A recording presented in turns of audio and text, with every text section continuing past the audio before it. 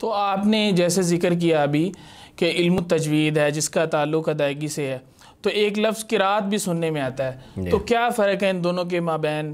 تجوید اور قرات کیا ایک ہی چیز ہے یا ان کے درمیان کوئی فرق ہے، الگ الگ چیزیں ہیں یہ؟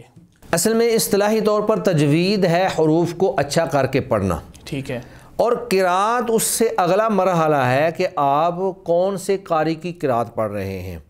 دراصل بات یہ ہے کہ اس وقت قرآن مجید ہم تک جو پہنچا ہے وہ مختلف روایات اور مختلف قراءات کے ذریعے پہنچا ہے، ٹھیک ہے، اور عالم اسلام کے بڑے حصے پر اس وقت جو روایت پڑھی جا رہی ہے وہ روایت حفص عن عاصم ہے۔ امام عاصم قاری ہیں اور ان کے شاگرد ہیں امام حفص، تو ان کی روایت جو ہے وہ اس وقت ہمارے ہاں زیادہ تر رائج ہے اور متداول ہے۔ اگرچہ اس وقت دنیا میں 4 روایات متداول ہیں، یعنی جو مختلف ممالک کے اندر پڑھی جا رہی ہیں۔ روایت قالون ہے،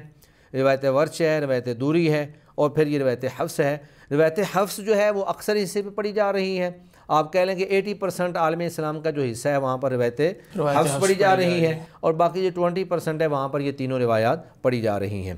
تو قرات کیا ہے؟ قرات جو ہے ان لہجات اور ان 7 احرف کا نام ہے جو اللہ رب العزت نے نبی مکرم صلی اللہ علیہ وسلم پر نازل فرمائے۔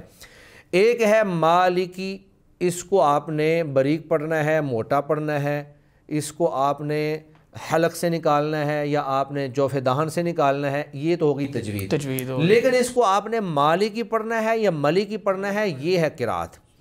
تو اسی طرح آپ سورہ فاتحہ کے اندر بھی بے شمار جو ہے الفاظ موجود ہیں، مثلا مالک یوم الدین کے بعد ایاک نعبد و ایاک نستعین اہدنا الصراط المستقیم، تو اہدنا الصراط، یہ جو لفظ الصراط ہے اس میں اہل علم کا اختلاف ہے۔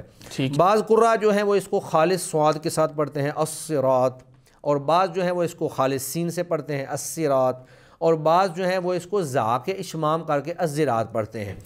تو یہ اس کو صراط پڑھنا یا اس کو صاد کے ساتھ صراط پڑھنا یا زا کے ساتھ زراط پڑھنا، یہ قراءات ہیں۔ لیکن سین کو پڑھنا ہے تو کیسے پڑھنا ہے؟ سیٹی کی آواز کے ساتھ، اس کے اندر صفت صفیریہ پائی جاتی ہے، تو آپ سیٹی کی آواز سے پڑھیں گے، صاد کو آپ موٹا کر کے پڑھیں گے، اور زا جو ہے اس کے اندر تھوڑا سا آپ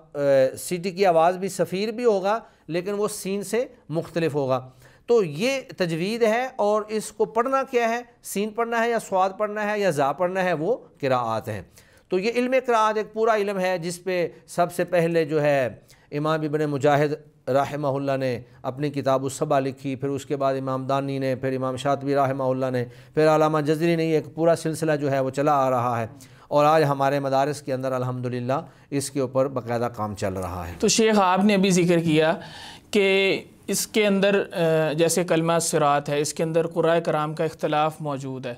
تو کیا یہ اختلاف ان کا آپسی اختلاف ہے، جیسے ایک دوسرے سے سمجھنے میں یا پڑھنے میں اختلاف ہو گیا، یا یہی اختلاف ہی منزل من اللہ ہے؟ جتنی قراءات ہیں وہ ساری کی ساری منزل من اللہ ہیں۔ یہ قراءات کوئی بھی شخص اپنے پاس سے اختیار نہیں کر سکتا۔ اللہ کے نبی صلی اللہ علیہ وسلم نے اپنے صحابہ کو یہ کلمہ تینوں طرح سے پڑھایا تھا، سین سے بھی، زا سے بھی، اور صاد سے بھی، اور اسی طرح جتنے کلمات کے اندر جتنی بھی قراءات پائی جاتی ہیں وہ ساری کی ساری منزل من اللہ ہیں، کیونکہ یہ قرآن مجید ہے، اور قرآن مجید کے اندر کوئی بندہ اپنا قیاس یا اپنا اجتہاد جو ہے وہ اس میں شامل نہیں کر سکتا ہے۔ وہ کہتے ہیں جی سنت متبعات، یہ قراءات جو ہیں یہ سنت متبع ہیں جو اللہ کے نبی سے ثابت ہے، اور وہی آگے اللہ کے نبی نے صحابہ کو پڑھایا، اور پھر صحابہ نے تابعین کو پڑھایا، انہوں سے تبع تابعین نے پڑھا، آگے یہ جو قراء ہیں جو معروف ہیں قراء سبع اور قراء عشرہ وہاں تک پہنچا، اور پھر وہاں سے آگے چلتا ہوا ہم تک آیا۔ تو اللہ کے نبی نے ہی بعض صحابہ کو اللہ کے نبی ایک طریقے پر پڑھاتے تھے اور بعض صحابہ کو ایک دوسرے طریقے پر پڑھاتے تھے، اور اس کی دلیل وہ بخاری مسلم کی صحیح روایت ہے کہ حضرت عمر بن خطاب رضی اللہ تعالی عنہ مسجد میں گئے اور دیکھا کہ حضرت ہشام بن حکیم جو ہیں وہ سورۃ الفرقان کی تلاوت کر رہے ہیں، لیکن وہ ایسے حروف اور ایسی قراءات یا ایسے لہجات میں تلاوت کر رہے تھے جو حضرت عمر رضی اللہ تعالی عنہ نے نہیں پڑھے تھے۔ تو حضرت عمر تو بڑے غصے ہو گئے۔ حضرت عمر کہتے ہیں کہ مجھے اتنا غصہ آیا کہ میرا دل کرتا تھا کہ میں نماز میں ہی ان کو پکڑ لوں، لیکن میں نے اپنے آپ پہ جبر کیا اور صبر کیا اور اپنے آپ کو کنٹرول میں رکھا۔ تو جب حضرت عمر رضی اللہ تعالیٰ عنہ فرماتے ہیں کہ جب انہوں نے سلام پھیرا تو میں نے ان کو پکڑا اور پکڑ کے اللہ کے نبی کے پاس کھینچ کے لے گیا اور کہا کہ یا رسول اللہ، یہ سورہ فرقان پڑھ رہے تھے اور عجیب و غریب پڑھ رہے تھے جو میں نے نہیں پڑھی ہے۔ تو اللہ کے نبی نے کہا کہ اے عمر آپ ہشام کو چھوڑ دیں، کم از کم چھوڑ تو دینا، اس کے بعد میں سنتا ہوں دیکھتا ہوں کہ وہ کیا پڑھ رہے تھے۔ تو حضرت ہشام سے کہا جی آپ پڑھیں،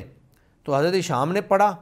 تو اللہ کے نبی نے فرمایا ہاکذا انزلت، یہ ایسے ہی نازل ہوا ہے۔ اس کے بعد حضرت عمر رضی اللہ تعالیٰ عنہ سے کہا جی آپ پڑھیں، حضرت عمر رضی اللہ تعالیٰ عنہ نے پڑھا تو آپ نے کہا کہ ہاکذا انزلت، ایسے بھی نازل ہوا ہے۔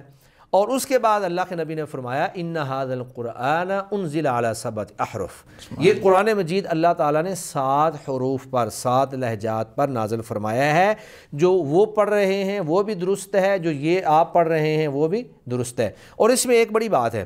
حضرت عمر رضی اللہ تعالیٰ عنہ نے ان سے پوچھا تھا کہ یہ جو آپ پڑھ رہے تھے